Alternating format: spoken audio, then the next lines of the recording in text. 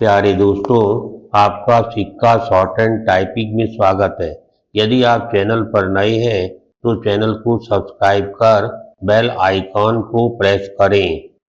Dictation 5 second बाद 80 शब्द प्रति मिनट की गति से बोली जाएगी। स्टार्ट। फिर हंगामे के आसार। संसद के बजट सत्र के दूसरे चरण का प्रारंभ हंगामे से होने के आसार पर आश्चर्य नहीं। अब संसद के प्रत्येक सत्र की शुरुआत हंगामे से ही होती है और कई बार तो पूरा सत्र उसी की भेंट चढ़ जाता है। बजट सत्र के दूसरे चरण में एक तो लोकसभा स्पीकर ओम बिरला के खिलाफ लाए गए अविश्वास प्रस्ताव पर बहस के दौरान पक्ष विपक्ष में तकरार तय है और दूसरे ईरान पर इजराइल अमेरिका के हमले को लेकर विपक्ष की ओर से सरकार को घेरने के चलते आरोप प्रत्यारोप का सिलसिला देखने को मिल सकता है। लोकसभा स्पीकर के खिलाफ विपक्ष की ओर से लाए गए अविश्वास प्रस्ताव पर चाहे जितनी तीखी बहस हो, उसका नतीजा तय है। चूंकि सत्ता पक्ष का बहुमत है और प्रधानमंत्री ने सत्र शुरू होने के पहले लोकसभा अध्यक्ष की प्रशंसा करते हुए जिस तरह कहा कि वे अहंकारी उत्पाती छात्रों को ठीक करना जानते हैं, उससे यह स्पष्ट है कि वे सत्ता पक्ष को ओम बिरला के पक्ष में एकजुट होने का संदेश दे रहे हैं। इस अविश्वास प्रस्ताव पर शक्ति परीक्षण भी देखने को मिल सकता है, क्योंकि भाजपा और कांग्रेस दोनों ने अपने लोकसभा सदस्यों को 9-10 मार्च को सदन में उपस्थित रहने के लिए व्हिप जारी कर दिया है। पैराग्राफ।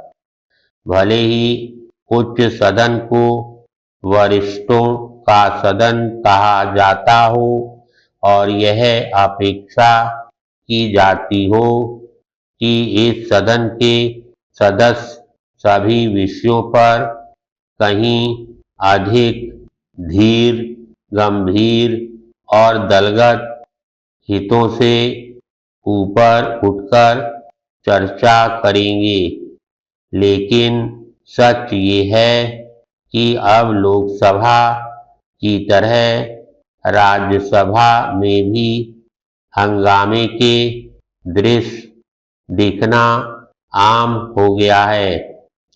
बजट सत्र के दूसरे चरण के पहले कांग्रेस समेत कई पार्टियों ने इजराइल अमेरिका द्वारा ईरान पर किए गए हमले और ईरान के सर्वोच्च नेता अयातुल्ला अली खामेनेई की मौत पर भी बयान जारी करने की मांग की है।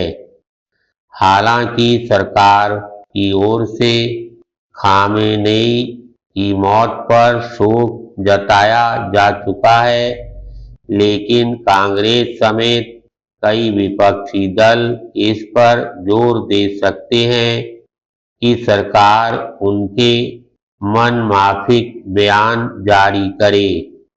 विपक्षी दल इससे अनजान नहीं हो सकते कि इजराइल अमेरिका और ईरान के बीच सैन्य संघर्ष से जो जटिल स्थिति उपजी है, वह ऐसी नहीं कि सरकार किसी एक के पक्ष में खुलकर खड़ी हो सके।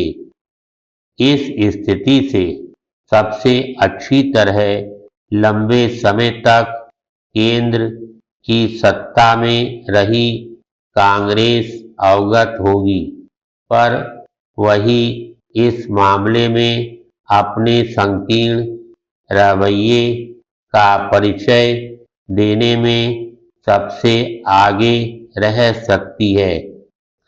इसका प्रमाण सोनिया गांधी का वह लेख है जिसमें उन्होंने पश्चिम एशिया संकट पर सरकार के रवैये को कोसा।